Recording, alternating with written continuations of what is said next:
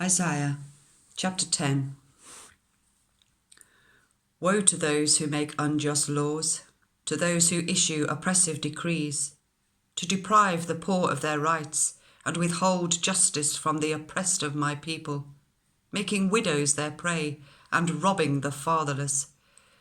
What will you do on the day of reckoning, when disaster comes from afar? To whom will you run for help? Where will you leave your riches? Nothing will remain but to cringe among the captives or fall among the slain. Yet for all this, his anger is not turned away. His hand is still upraised. Woe to the Assyrian, the rod of my anger, in whose hand is the club of my wrath. I send him against a godless nation. I dispatch him against a people who anger me, to seize loot and snatch plunder, and to trample them down like mud in the streets. But this is not what he intends. This is not what he has in mind. His purpose is to destroy, to put an end to many nations. Are not my commanders all kings, he says? Has not Calno fared like Carchemish? Is not Hamath like Arpad, and Samaria like Damascus? As my hand seized the kingdoms of the idols, kingdoms whose images excelled those of Jerusalem and Samaria. Shall I not deal with Jerusalem and her images, as I dealt with Samaria and her idols? When the Lord has finished all his work against Mount Zion and Jerusalem, he will say, I will punish the king of Assyria for the willful pride of his heart and the haughty look in his eyes. For he says, by the strength of my hand I have done this, and by my wisdom, because I have understanding. I removed the boundaries of nations, I plundered their treasures. Like a mighty one I subdued their kings.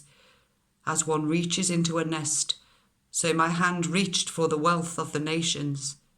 As people gather abandoned eggs, so I gathered all the countries. Not one flapped a wing or opened its mouth to chirp. Does the axe raise itself above the one who swings it, or the saw boast against the one who uses it? As if a rod were to wield the person who lifts it up, or a club brandish one who is not wood. Therefore, the Lord Almighty, will send a wasting disease upon his sturdy warriors. Under his pomp, a fire will be kindled like a blazing flame. The light of Israel will become a fire, their Holy One a flame. In a single day it will burn and consume his thorns and his briars. The splendor of his forests and fertile fields it will completely destroy, as when those who are ill waste away. And the remaining trees of his forest will be so few that a child could write them down.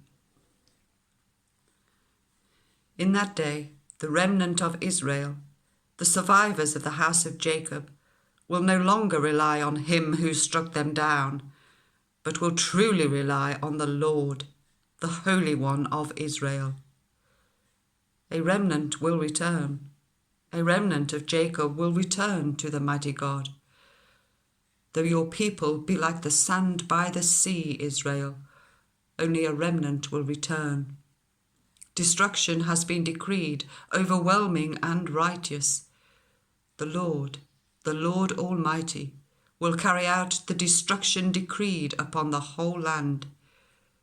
Therefore, this is what the Lord Almighty says.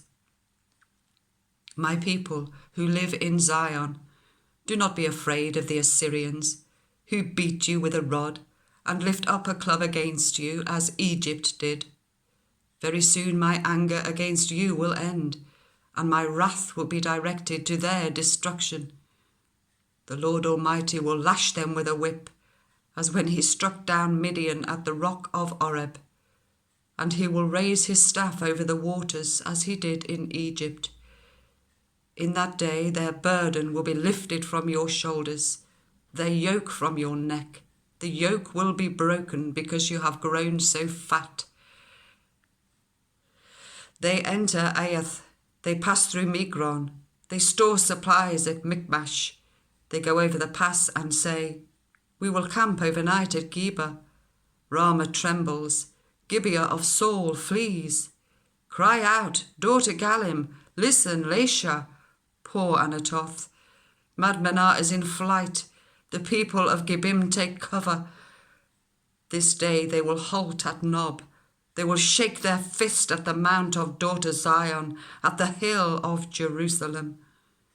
See, the Lord Almighty, will lop off the boughs with great power. The lofty trees will be felled.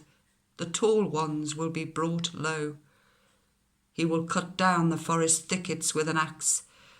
Lebanon will fall before the mighty one.